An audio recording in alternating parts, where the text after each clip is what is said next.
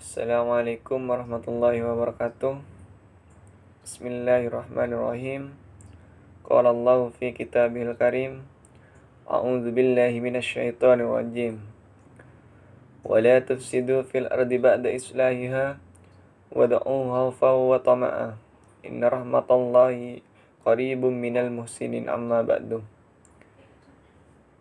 Yang saya hormati dosen pengampu mata kuliah Ekonomi Pembangunan, yaitu Dr. Haris Baladi, SEMM. Sebelumnya, perkenalkan, saya Prayudi NIM E20192212. Di sini saya akan mempresentasikan makalah kelompok kami, yaitu kelompok 4 dengan judul Pertumbuhan Ekonomi dan Pemerataan Pembangunan.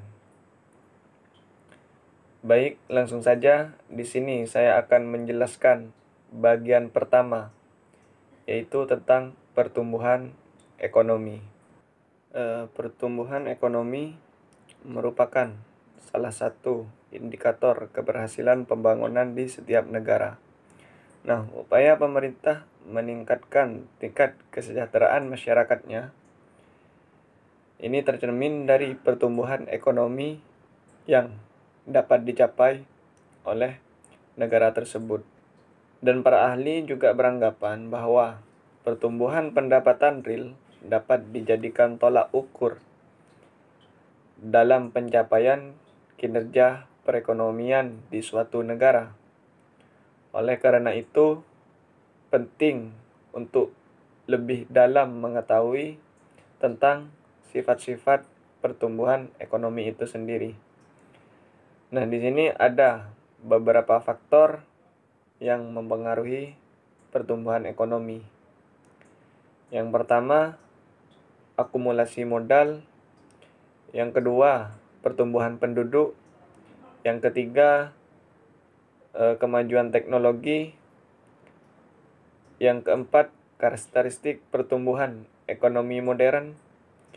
Yang kelima, metode pengukuran pertumbuhan ekonomi. Dan yang terakhir, yang keenam, kebijakan mempercepat pertumbuhan ekonomi. Yang pertama, akumulasi modal. Akumulasi modal adalah hasil dari bagian pendapatan saat ini yang ditabung lalu kemudian untuk diinvestasikan sehingga diharapkan dapat memperbesar output di masa yang akan datang. Dari definisi tersebut dapat kita asumsikan bahwa terjadinya akumulasi modal disebabkan adanya kegiatan investasi-investasi. Nah, investasi-investasi dalam hal ini digolongkan dalam beberapa jenis. Yang pertama, ada investasi directly productive activities. Investasi ini berupa pabrik-pabrik, mesin-mesin, peralatan-peralatan, dan barang-barang baru yang akan meningkatkan capital stock. Jenis investasi lainnya ada investasi yang disebut social overhead capital yang berupa listrik, jalan raya, air, dan semacamnya. Selain itu juga terdapat investasi tidak langsung, seperti pembangunan fasilitas-fasilitas irigasi yang bertujuan memperbaiki kualitas lahan pertanian dengan peningkatan produktivitas lahan pertanian per hektar. Jenis investasi lainnya ada investasi human investment, yang pada dasarnya investasi ini bertujuan untuk memperbaiki kualitas sumber daya manusia sebagai faktor yang sangat berpengaruh terhadap produksi. Yang kedua, pertumbuhan penduduk. Pertumbuhan penduduk ini terjadi disebabkan adanya pertambahan atau pengurangan jumlah penduduk akibat adanya natalitas, kelahiran, mortalitas, kematian, dan migrasi. Perpindahan penduduk. Di sini kelahiran dan kematian, natalitas dan mortalitas merupakan faktor pertumbuhan alami, sedangkan migrasi merupakan faktor pertumbuhan non-alami. Yang ketiga yaitu kemajuan teknologi. Perubahan teknologi atau kemajuan teknologi sebagai salah satu faktor terpenting dalam proses pertumbuhan ekonomi. Sebab pertumbuhan atau kemajuan teknologi erat kaitannya dengan perubahan dalam metode produksi. Pada level ekonomi makro, perkembangan teknologi berfungsi dalam memberikan kontribusi pada pertumbuhan ekonomi serta mendorong pembangunan ekonomi ke arah yang lebih baik lagi. Kemajuan teknologi ini memiliki dampak positif dan dampak negatif. Dampak positifnya antara lain, yang pertama, mempermudah dan mempersingkat proses pertukaran informasi. Yang kedua, meningkatkan efisiensi dan efektivitas pekerjaan. Yang ketiga, memungkinkan pembelajaran online sepenuhnya. Dan yang terakhir, dapat berkomunikasi dengan orang lain walaupun tidak berada di lokasi yang sama. Nah, dampak negatif dari kemajuan teknologi ini antara lain, yang pertama, membuat candu terhadap gadget yang dimiliki dan aplikasi-aplikasi yang ada di dalamnya. Yang kedua, berkurangnya sosialisasi antar manusia karena terlalu fokus kepada dirinya dan berinteraksi dengan teknologi. Dan yang terakhir yaitu meningkatkan jumlah pengangguran karena perusahaan-perusahaan akan lebih menggunakan teknologi daripada sumber daya manusia. Dari yang saya sampaikan di atas tadi dapat disimpulkan bahwa teknologi yang terus berkembang dapat membuat hidup kita lebih mudah dan nyaman. Akan tetapi kita harus bijak dalam menggunakannya. Karena terdapat beberapa dampak negatif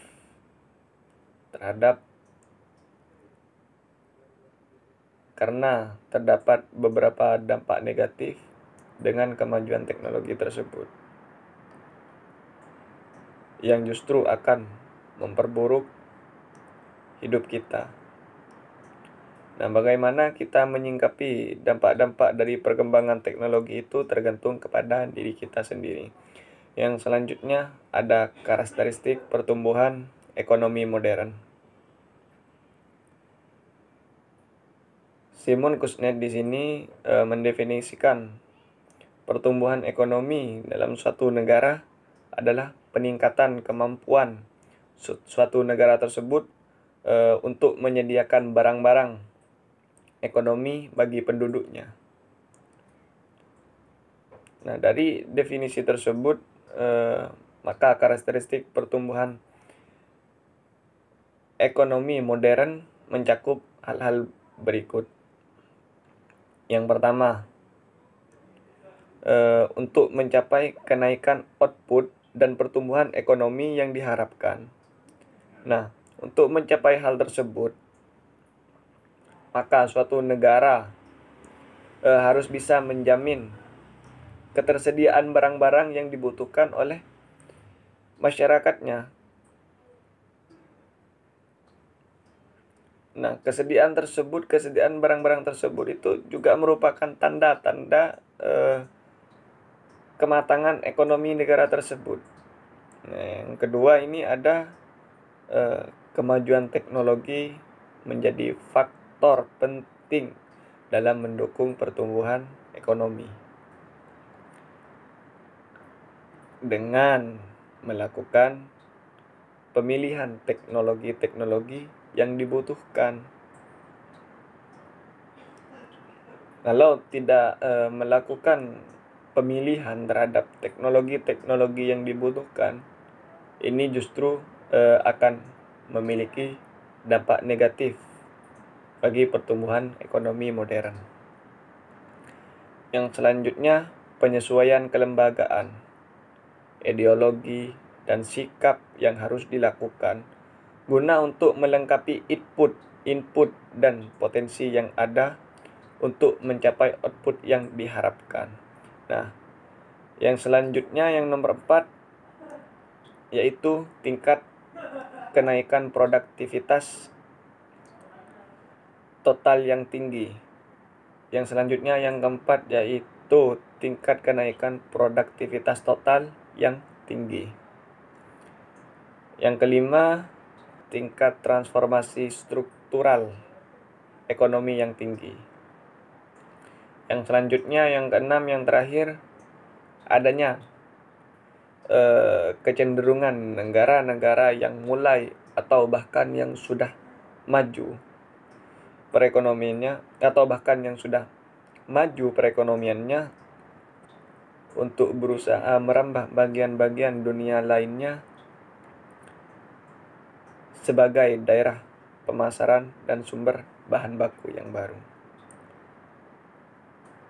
Terima kasih. Mungkin hanya ini yang dapat saya sampaikan.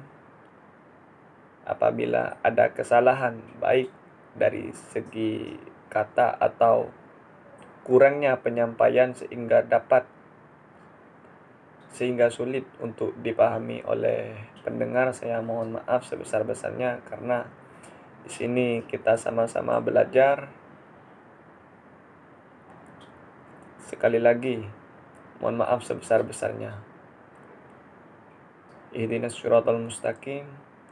Assalamualaikum warahmatullahi wabarakatuh.